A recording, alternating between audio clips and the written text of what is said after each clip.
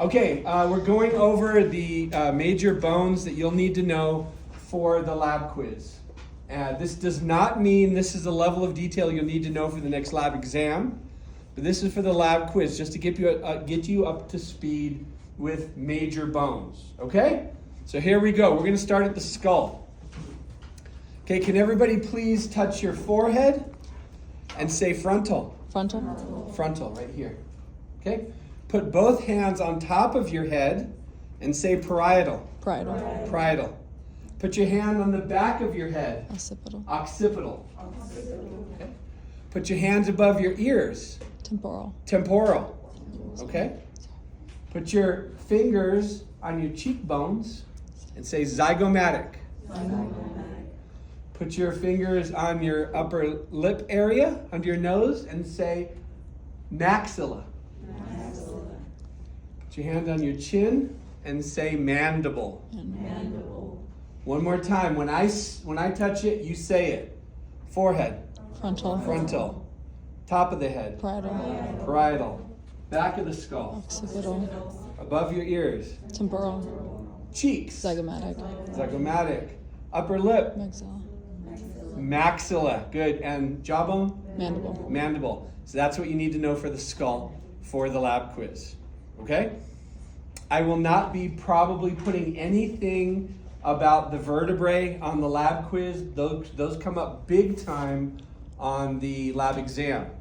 Has everybody gotten the old lab exam photos off of the drive? Right? Everybody's had access to the drive? This year's bone lab exam is going to look very similar to last fall's bone lab exam. If that's the biggest hint I can give you, that's what you should hear. Okay? So let's move our way down to the, right here, the collarbone. Put your hands on your collarbones and say, anybody know what this is? Clavicle, right? One of the most commonly broken bones in the body because people fall and the impact comes up their arm and goes through their clavicle to their chest and breaks. So clavicle is your collarbone, okay? How about back here, shoulder blades? Scapula. Scapula. Scapula, right? Up front, we have 3 structures here that you need to know. The whole thing is called the sternum, but I'm going to ask you the individual bones. So everybody start right here.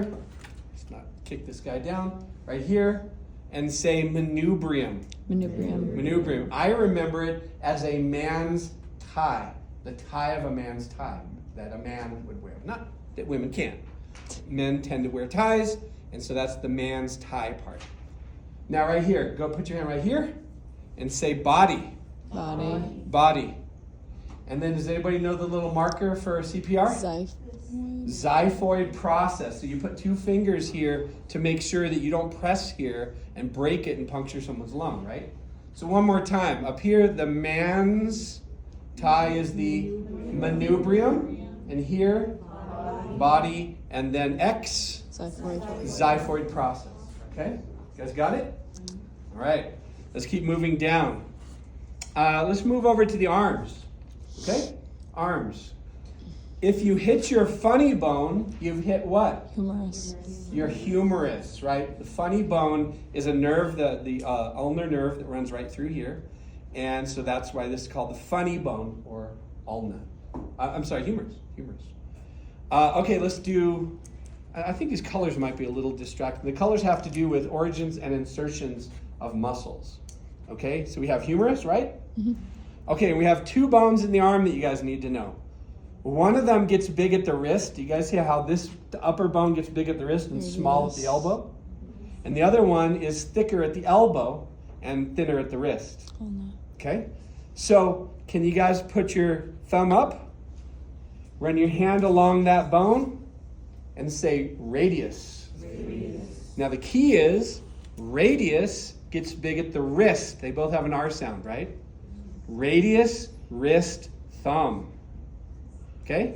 Radius gets big at the wrist and it goes with your thumb, and that's what allows you to do this. Okay?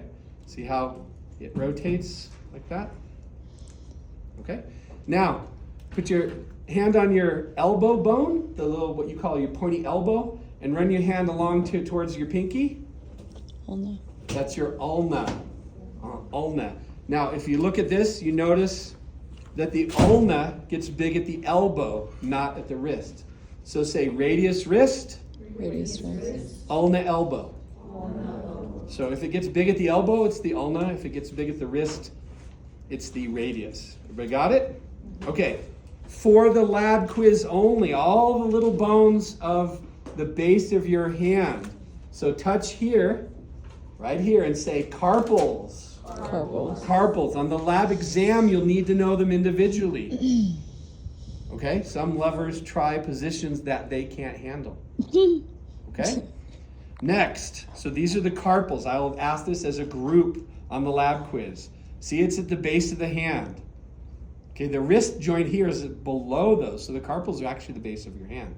Okay, your palm. Can you guys touch your palm and say metacarpals? Metacarpals. Metacarpals, okay? And then wave with your fingers and Phalanges. say phalanges. Phalanges. One more time, bottom of your hand. Carpals. Carpals. Metacarpals. Phalanges. How many times should you practice this? A lot. A lot. Okay, one of the key differences between the phalanges, by the way, is these phalanges have 3 bones, proximal, middle, and distal. And your thumb only has 2. 2. So where this is proximal, middle, and distal for the lab exam, not the lab quiz, this is only proximal and distal.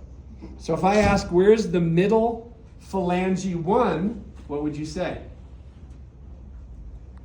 This is 1, 2, 3, 4, 5. So where's middle phalange 1? It doesn't exist. Okay? Get it? Get it? There's only 2.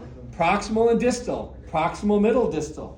Your thumb is different than your other fingers. Okay? That's for the lab exam. Okay, let's move down to the hips. You guys ready for the hips? Okay? So for the lab quiz, I'm only going to ask you for the individual structures here, not the individual bones. So the whole structure on the left and the whole structure on the right. Those are called os coxa. If you add an E to the end, it's both of them.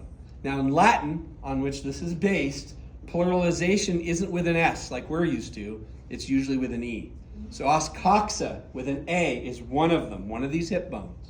Os coxae, A-E, is 2 of them, both sides. Okay?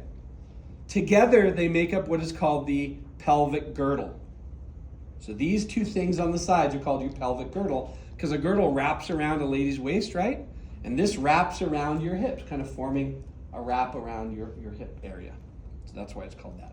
Okay, so moving a little bit further down now, this big triangular bone here Sacrum. between them is called your sacrum. Sacrum. Okay? And then the little tiny tailbones, anybody know this one? Coccyx. Coccyx, okay? So you need sacrum and coccyx. The lab exam will be way more detailed than this. I'm just asking for basic bone names. And for the little tiny ones, just the groups, okay? Let's go all the way down to the leg. Can you guys touch your thigh and say femur? Femur. Femur.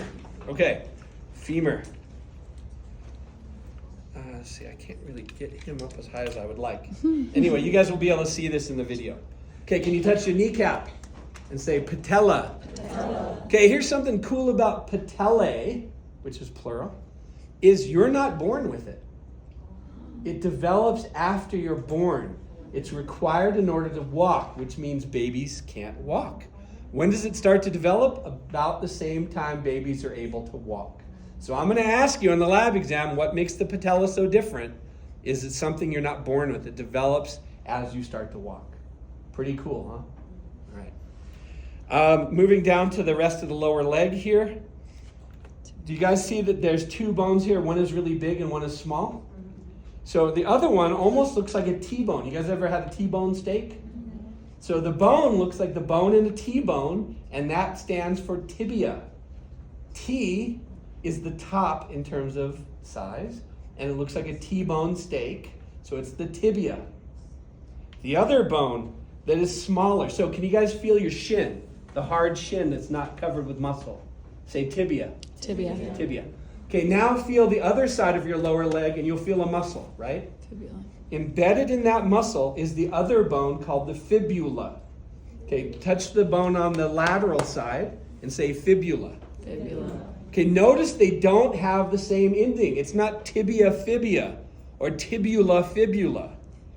One more time. Tibia, fibula, fibula. Okay?